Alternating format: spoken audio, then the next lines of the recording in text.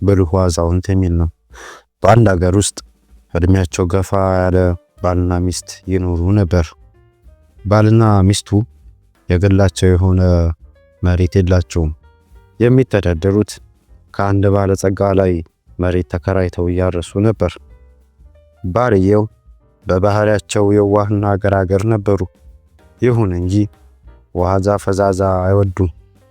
ሀገር የሚመሰክርላቸው ጠንካራ ገበሬ ነበሩ። ጨርሶ ስራ አይታከታቸውም። ቀን ከሌሊት በእርሻ ስራቸው ላይ ላባቸውን ያፈሳሉ። ከዕለታት አንድ ቀን ግን እኚህ የዋህ ገበሬ አዛውንት ሚስታቸውን እንዲህ ሲሉ አማከሯቸው። እንደሚታወቀው የማርሰው መሬት ያከራየ ሰው በሀገር ውስጥ አልነበረም።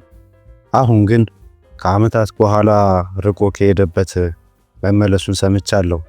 በእርግጥ በአካል መጥቶ አልጠየቀኝም። ይሁን እንጂ ኪራይ ሳልከፍለው ከዓመታት በላይ ስለቆየው እኔ ራሴ ወደ ቤቱ ሄጄ ኪራይን መክፈል ይኖርብኛል። ዕዳ ተሸክሜ መቆየት አልፈልግም። ሚስቲቱም የባላቸውን ሐሳብ አልተቃወሙ። አዎ ልክ ነህ፣ ዕዳው ተቆልሎብናል። በአጠቃላይ ከ2000 ብር በላይ ሳይኖርብን አይቀርም። የግድ መክፈል ይኖርብናል። እኔም ቢሆን ይህንን ያህል ገንዘብ ቤት ያስቀምጬ በአግባቡ መተኛት አልችልም። ወስደህ ክፈልና ገላግለኝ ሲሉ መለሱላቸው። አዛውንቱ የሚስታቸውን ስምምነት ሲያገኙ ተደስተው ነበር። ልክ ነሽ፣ ዕዳችንን ከፍለን መገላገል ይኖርብናል። ፈረሴን ጭኜ ዛሬውኑ መንገድ ጀምራለሁ። ውሎ ማደር አልፈልግም። ይህንን ገንዘብ ከፍዬ እኔም እፎይ ማለት ፈልጋለሁ አሉና አሮጌ ባዝራ ፈረሳቸውን መጫን ጀመሩ። ብዙ ጊዜ አልወሰደባቸውም። ባዝራ ፈረሳቸውን ጭነው ወደ አከራያቸው ዘንድ ጉዞ ቀጠሉ። አዛውንቱ በአሮጌ ፈረሳቸው ላይ ተቀምጠው ሲንቀራፈፉ አንድ ምርጥ ኮርቻ የተጫነ ግሩም ፈረስ ባጠገባቸው ደረሰ። ቀና ብለው ሲመለከቱ በፈረሱ ላይ አንድ ጎልማሳ ተቀምጦ አስተዋሉ። ሰውየው አዛውንትን ዝም ብሎ ማለፍ አልቻለምና እንዴት አደሩ ሲል ሰላምታ አቀረበላቸው። አዛውንቱ ምላሽ አልነፈጉትም። እግዚአብሔር ይመስገን፣ አንተስ እንዴት ነህ?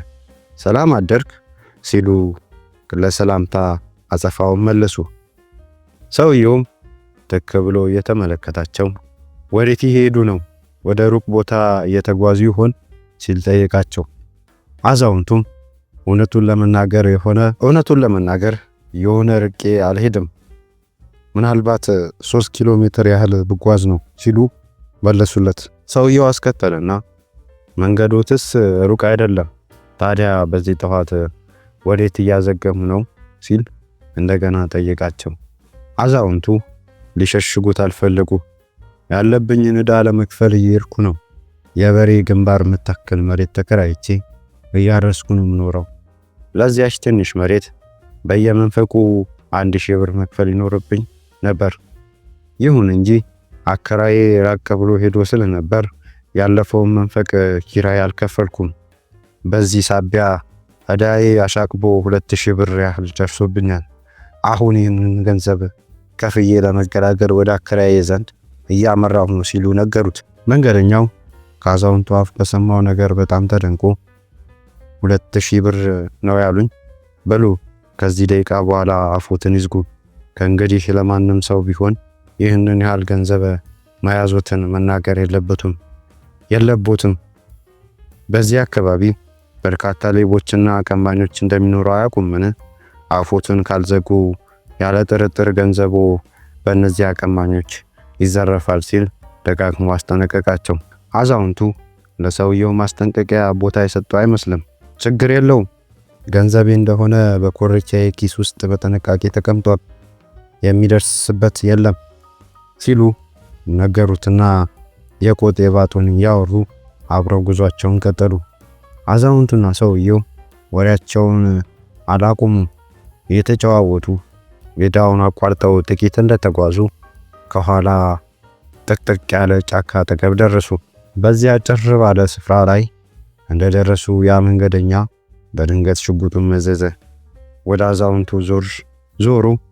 አይኑን አፈጠጠና ቁም፣ እንዳትንቀሳቀስ ሲል ጮሆባቸው ሽጉጡን በእርሳቸው ላይ እንደደቀነ የያዝከውን ገንዘብ በሙሉ አሁኑኑ አስረክበኝ ሲል ያስፈራራቸው ጀመር። አዛውንቱ ብዙም አልተረበሹም። ረጋ ባለ አንደበት ገንዘቡ ያከራዬ የሚሰጥ ነው፣ አትድከም፣ በጭራሽ አልሰጥህም ሲሉ መለሱለት። ሰውየው ለዝርፊያ ቋምጦ ነበር። የእርሳቸውን ምላሽ ከምንም አልቆጠረውም። ሽጉጡን ደቅኖ እያወዛወዘ ከገንዘብህ ወይም ከሕይወትህ አንዱን ምረጥ ሲል እንደገና ጮኸባቸው። የሰውየውን ጩኸት ዳግመኛ ሲሰሙ አዛውንቱ ብስጭት አሉ። ከእርሱ ጋር መነታረክ የትም እንደማያደርሳቸው አውቀዋል። በቁጣ ፊታቸውን ከስክሰው ከፈረሳቸው ላይ ወረዱ። ብዙ ጊዜ አልፈጀባቸውም። የፈረሳቸውን ኮርቻ አንስተው ያውልህ ሲሉ አሽቀንጥረው ወደ ገደል አፋፍ ወረወሩለት። ሰውየው አይኑን ከኮርቻው ላይ አልነቀለም። ከፈረሱ ላይ ወረደና ገንዘቡን ለማንሳት እየሮጠ ወደ ገደሉ አፋፍ አመራ። በዚህ አጋጣሚ አዛውንቱ አሮጌ ባዝራ ፈረሳቸውን ትተው በሰውየው ፈረስ ላይ ወጥተው የቂብ አሉ። ፈረስ ግልቢያ አሳምረው ያውቃሉ። ስለነበርም ያንን ጮሌ ፈረስ ሽምጥ እየጋለቡ ከአካባቢው ተሰወሩ። ይህንን ያልታሰበ ነገር ሲመለከት ሰውየው ተደናገጠ። ያንን ምርጥ ፈረሱን ላለማጣት እባክህን ጠብቀኝ፣ ባይሆን የገንዘብህን ግማሽ ያህል እመልስልሃለሁ ያለ ያግባባቸው ጀመር። አዛውንቱ በቀላሉ የሚረቱ አልነበሩም። አያስፈልገኝም በማለት የኮርቻ ኪስ ውስጥ ያለውን ገንዘብ ይበቃኛል ሲሉ አገላምጠውት መንገዳቸውን ቀጠሉ። ግልቢያቸውን አላቆሙ። በዚህ እንደገሰገሱ ያከራያቸው ቤት ደረሱ። ያ ሰውዬ በአዛውንቱ ኮርቻ ኪስ ውስጥ ብዙ ገንዘብ የተቀመጠ መስሎት ነበር። ያልደከመበትን ሊወስድ ኮርቻውን በስለት ቆርጦ አላቀቀውና ከፍቶ ተመለከተ። ይሁን እንጂ በኮርቻ ውስጥ 74 ሳንቲም አላገኘም። አዛውንቱ ገንዘባቸውን በጥንቃቄ ያስቀመጡት ኪሳቸው ውስጥ ስለነበር እንደተመኘው ሳይሆን ቀረ። አዛውንቱ አከራያቸው መኖሪያ ቤት ሲደርሱ ለማከናወን አልሞከሩም። ልባቸውን ውዝፍ ዕዳ ቆጥረው ከፈሉት። ዕዳቸውን ከፍለው እንደጨረሱ በሰውየው ኮርቻ ላይ የታሰረውን ከረጢት ከፍተው ተመለከቱ። በከረጢቱ ውስጥ ብዙ ሺህ የሚገመት ወርቅና ታጭቆ ያለ ብር ተመለከቱ። አከራዩ ያንን ሁሉ ወርቅና ብር ሲመለከቱ ግራ ተጋቡ። አዛውንቱን በጥርጣሬ እየተመለከቱ ለመሆኑ ይህንን ሁሉ ወርቅና ብር ከየት አመጣ ሲሉ ጠየቋቸው። አዛውንቱ ይደብቁት አልፈለጉም። ወደ አንተ ዘንድ ስመጣ በመንገዴ ላይ አንድ ሞኝ መንገደኛ አጋጥሞኝ ነበር። ከዚህ መንገደኛ ጋር ፈረሴን ተቀያየሬ ይህንን ሁሉ ሀብት አገኘው ሲሉ የሆነውን ሁሉ አጫወቱት።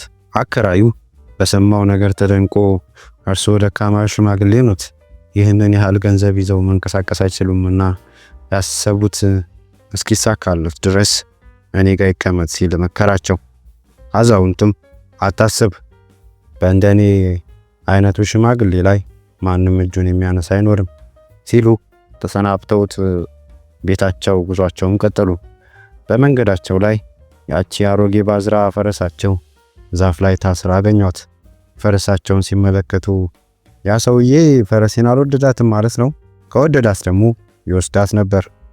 አሁን ግን ስላልወደዳት እዚያ አስሯታል፣ መልሼ ወደ ቤቴ ይወስዳታለሁ አሉና ያችን አሮጌ ባዝራ ፈረሳቸው አስከትለው ወደ ቤታቸው አመሩ። አዛውንቱ ሀብት በሀብት ሆነው ወደ ቤታቸው ሲመለሱ ሚስቲቱ እጅግ በጣም ተደሰተች። እሷም አዛውንቱ ባሌ የዋህ የሚመስለው በማንም በምንም የማይታለለው ስትል የጨፈረች ደስታዋን ገለጸች ይባላል።